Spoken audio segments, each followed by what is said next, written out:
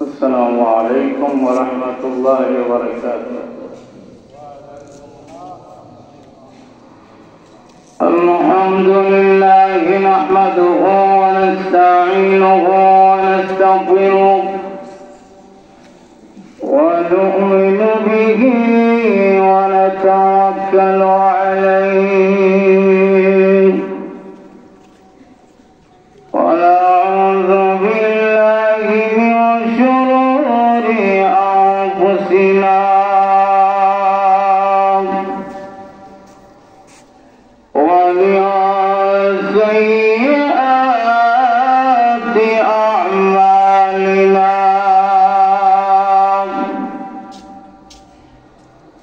من يهده الله فلا مضل له ومن يضلله فلا هادي له ونشهد أن لا إله إلا الله وحده لا شريك له ونشهد أن سيدنا وسندنا وحبيبنا ومولانا محمدا عبده ورسوله الذي أرسل إلى الناس كافة بشيرا ونذيرا وداعيا إلى الله بإذنه وسراجا منيرا. أما بعد فقد قال الله تعالى في كلامه المجيد والفرقان الحميد: أعوذ بالله من الشيطان الرجيم. بسم الله الرحمن الرحيم. رضي الله عنهم ورضوا عنه ذلك لمن خشي ربه. صدق الله العظيم. صلى الله على سيدنا ومولانا محمد وعلى آله وأصحابه وسلم. صلى الله على سيدنا ومولانا محمد وعلى آله وأصحابه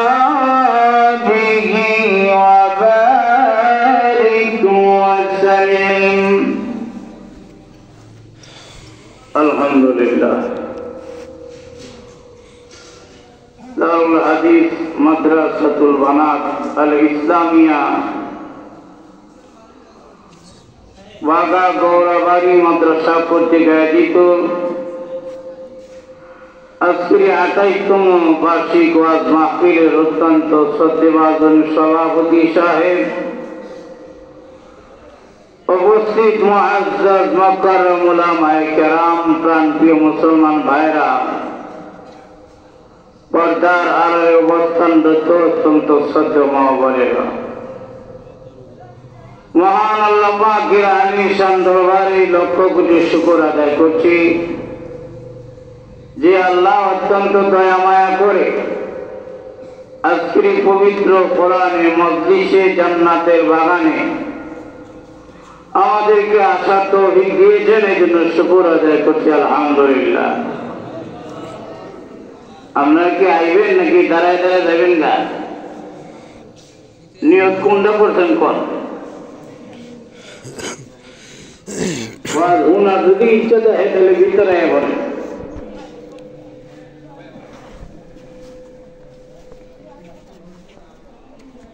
প্রিয় ভাইরা, আমি আপনাদের সামনে পবিত্র কোরআন শরীফের একখানা আয়াতের টুকরা আপনাদের সামনে তেলাওয়াত করেছি যে বিষয়টা আলোচনা করার জন্য। সেটা হলো শানে সাহাবা, সাহাবায়ে কেরামের শান মান মর্যাদা সম্পর্কে আলোচনা করতে চাই অল্প সময়।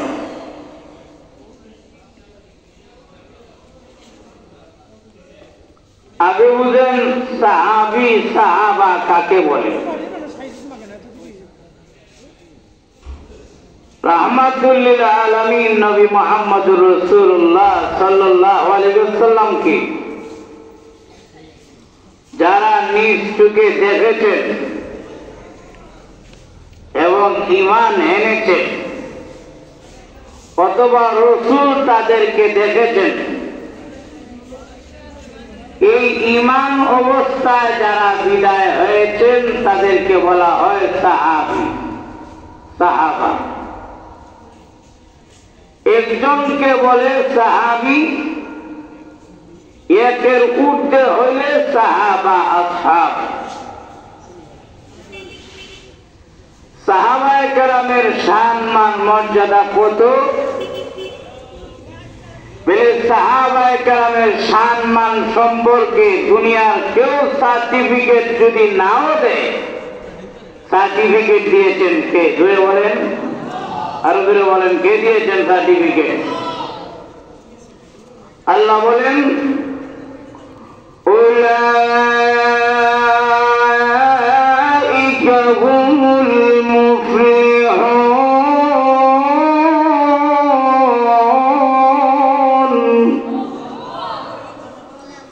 উলাইকা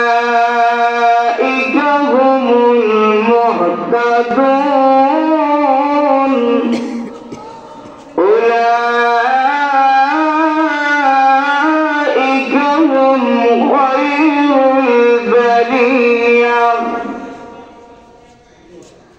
আল্লাহ বলেছেন সাহাবায়ে কেরাম হলেন সফল কাম জামাত। এই সার্টিফিকেট সরাসরি আমাদের নাই, কিন্তু সাহাবায়ে কেরামের আছে। সুবহানাল্লাহ। আল্লাহ বলেন তারা হলো হেদায়েত প্রাপ্ত জামাত। এই সার্টিফিকেট সরাসরি আমাদের নাই, কিন্তু সাহাবায়ে কেরামের আছে। আসমানের জমিনে মাঝখানে যত উত্তম জাতি আছে, আল্লাহ বলছেন সাহাবায়ে কেরাম হলেন তাদের চাইতে উত্তম একদল জাতি।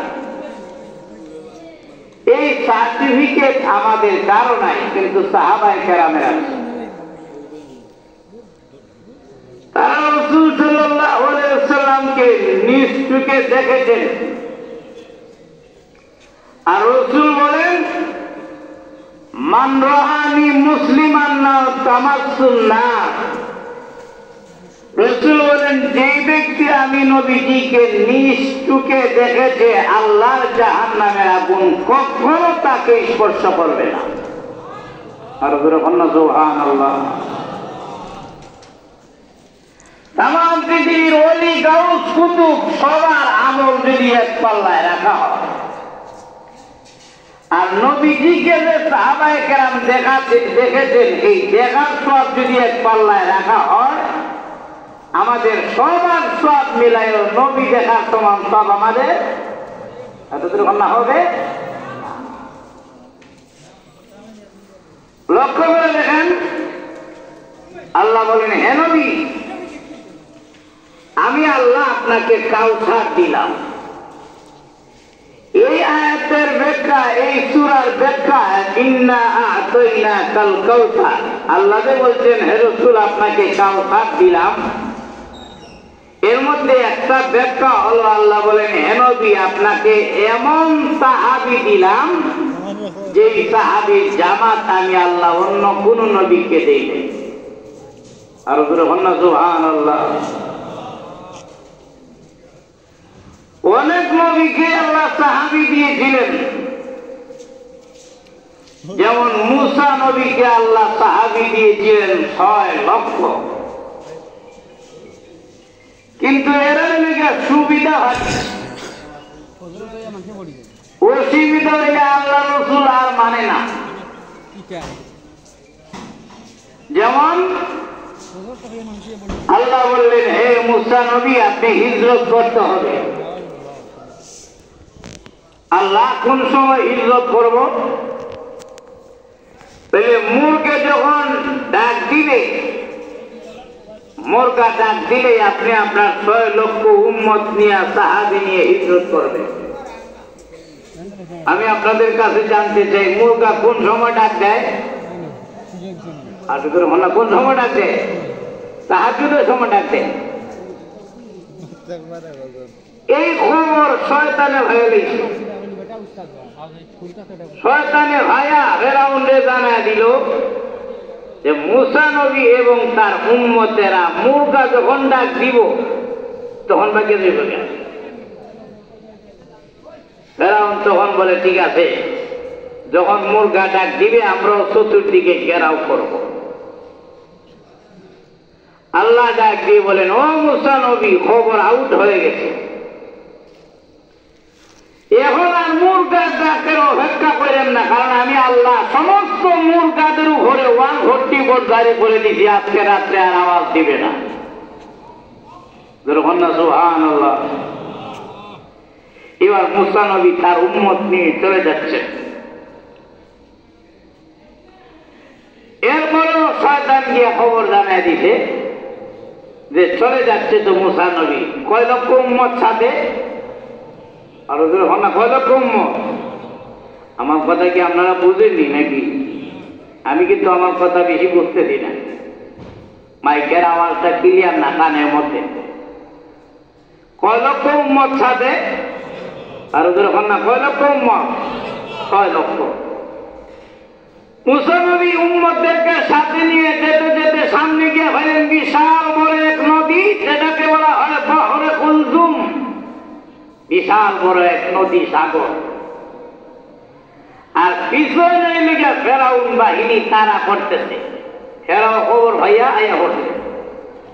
তাহলে সামনে লেগে সাগর, পিছনে লেগে ফেরাউন বাহিনী, মাঝখানে যাওয়ার আর কোনো হক, আর দুর্ঘটনা যাওয়ার কোনো হক নাই। এখন দেখেন মূসা নবীর উম্মতেরা কি করে। قال أصحاب موسى إنا لمدركون।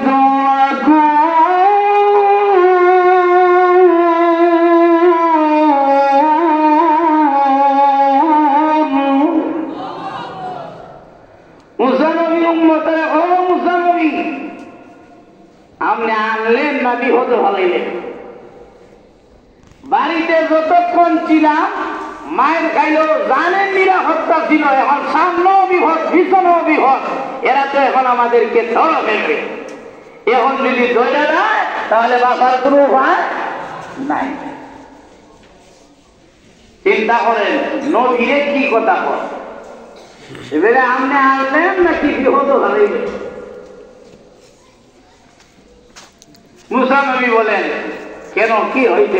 রাস্তা তো নাই, সামনে হানি দেখা যায়, পিছনে ফেরাউন বাহিনী, রাস্তা নাই। তখন মুসা নবী বলেন, قال كلا إن معي ربي سيهدين।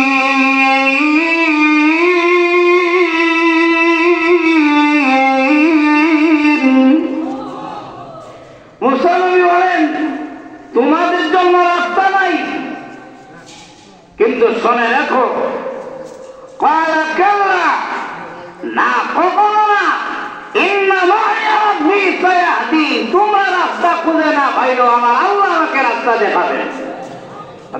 সুবহানাল্লাহ। কারণ ইন্না মা'ই রাব্বী, তিনি বলেন নিশ্চয় আল্লাহ আমার সাথে আছেন। আমি আপনাদের কাছে জানতে চাই, সাথে লোক কয় লক্ষ? আর কয় লক্ষ? 6 লক্ষ। কিন্তু তিনি বলতেছেন নিশ্চয় আল্লাহ আমার সাথে আছেন, তিনি আমার রাস্তা দেখাইবেন। তাহলে 6 লক্ষের সাথে আল্লাহ নাই। এখানে খালি আমার সাথে আল্লাহ আছে, আমরা সাথে নাই। এই এলাকার মধ্যে আল্লাহ নাই। আল্লাহর কুদরত তো সব জায়গায় আছে, সাহায্য সব জায়গায় আছে কিনা নাই? আল্লাহ কি নাই নাই আপনারা দুইটা সাহায্য করা লাগবে নাকি জায়গা থেকে পারেন না?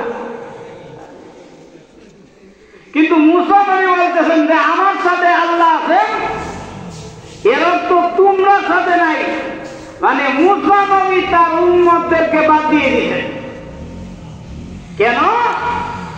মুসা নবী বলেন এর সাথে আল্লাহর মিলায় লাভ নাই, কারণ এরা সুবিধা হয়নি। যারা বিহত হইয়া এই কথা কয়, মুসা নবী আপনারা আনলেন না, বিহত হালাইলেন, বুঝা গেলে এদের আল্লাহর প্রতি কোনো আস্থা, এদের কোনো আস্থা নাই। তাই তিনি উম্মতদেরকে বাদ দিয়ে দিচ্ছেন। 6 লক্ষ উম্মতরে নবীর সাথে মিলাই, আল্লাহর সাথে মিলাইছেন না। আর আমার আপনার নবী রাহমাতুল লিল আলামিন। গুহার মধ্যে নবীজি এবং আবু বকর সিদ্দিক, নবীর সাথে সাহাবী হইলেন একজন। হযরত আবু বকর সিদ্দিক চোখের পানি ছেড়ে দিয়ে বলতেছেন, আল্লাহর নবী, ওই যে কাফেরদের পায়ের আওয়াজ শোনা যায়, পা দেখা যায়। নবী গো, আমি তো আমার চিন্তা করি না, যদি কাফেররা আপনার খবর পাইয়া যায়, আমরা লইয়া দিব না। ওগো নবী, কি আমার চিন্তা আমি করি না, আপনার চিন্তা করি, আমরা তো মাত্র 2 জন। রাসূল তখন সান্ত্বনা দিচ্ছেন, লা তাহজান ইন্নাল্লাহা মা'ানা।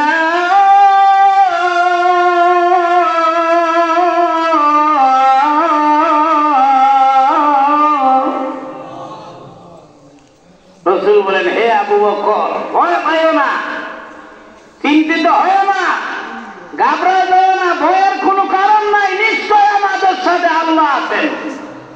আর যখন সুবহানাল্লাহ, রাসূল বলতেছেন নিশ্চয় আমাদের সাথে আল্লাহ আছেন। রাসূলের সাথে সাহাবী হইলে একজন, রাসূল বলতেছেন আমাদের সাথে আল্লাহ আছেন। আর মুসা নবীর সাথে 6 লক্ষ সাহাবী, তিনি কয় আমার সাথে আল্লাহ আছেন। ইয়া আল্লাহ, সুবহানাল্লাহ কইতেন না? মুসা নবীর 6 লক্ষর প্রতি আস্থা নাই, কিন্তু নবীর সাথে একজন সাহাবী, রাসূল বলতেছেন যে আমাদের সাথে আল্লাহ আছেন। মানে আমার যত সাহাবী যত জায়গায় আছেন, সবার উপরে আল্লাহর সাহায্য আছে। আর যখন না সুবহানাল্লাহ, রাসূল কি উম্মতদেরকে বাদ দিয়ে দিয়েছেন? আর যখন বাদ দিয়েছেন নাকি? না, কারণ রাসূল জানে যে আমার উম্মত এমন উম্মত, এরা রাসূলকে হালাইয়া বাগবার জাতি না। যখন দেখি না, আমরা অনেক সময় বিরাট ডরে দল পরিবর্তন করে, যখন দেখি না। আগে দেখা যাইতো সবাই আওয়ামী লীগ, এখন সবাই বিএনপি। বিরাট ডরে দল পরিবর্তন করে। কিন্তু রাসূলের সাহাবী এমন না যে রাসূলের বিহত হারাইয়া যাইবে, যখন দেখি না। এমন নাকি? যেমন হযরত আলীকে জিজ্ঞাসা করা হয়েছে, আলী তোমার জীবনে অনেক রাত্রি গিয়েছে, বলো তো দেখি সবচাইতে আনন্দের রাত্রি কোনটি? হযরত আলী বলেন, ও নবীর সাহাবীরা, আমার জীবনে অনেক আনন্দের রাত্রি গিয়েছে, এর মধ্যে একটা আনন্দের রাত্রি হলো সবচাইতে বড় রাত্রি। আমরা আমাদেরকে যদি কেউ জিজ্ঞাসা করতো যে আমার জীবনের আনন্দের রাত্রি কোনটি, হইতাম বিয়ার রাত্রি। কিন্তু আমি বলেন, আমার জীবনের সবচাইতে আনন্দের রাত্রি হলো যেই রাত্রিতে রাহমাতুল লিল আলামিন হিজরত করেছিলেন। নবীজি তার জায়গাতে আমাকে শোয়া দিয়ে গিয়েছিলেন, চাদর দিয়ে শোয়া রেখে গিয়েছিলেন, আর বলেছিলেন, আলী কাফেররা ভিতরে ঢুকে আমার জায়গায় তোমার রেখে গেলাম, কাফেররা আমাকে মনে করে তোমাকেও হত্যা করতে পারে। হযরত আলী বলেন, ওই রাত্রিতে এত আনন্দে আমি ঘুমিয়েছি, কারণ আমার মনে আকাঙ্ক্ষা ছিল আমি যদি নবীর জায়গার মধ্যে শাহাদত বরণ করতে পারি, জীবন সফল। ওই রাত্রিতে আমি শাহাদতের আকাঙ্ক্ষা নিয়ে এত আরামে ঘুমিয়েছি, ওই রাত্রি চাইতে আনন্দের আর কোন রাত্রি না। মুসা নবী কেমন বিহত রসুল আমার ভালো লাগে, যখন দেখি না, তাহলে মুসা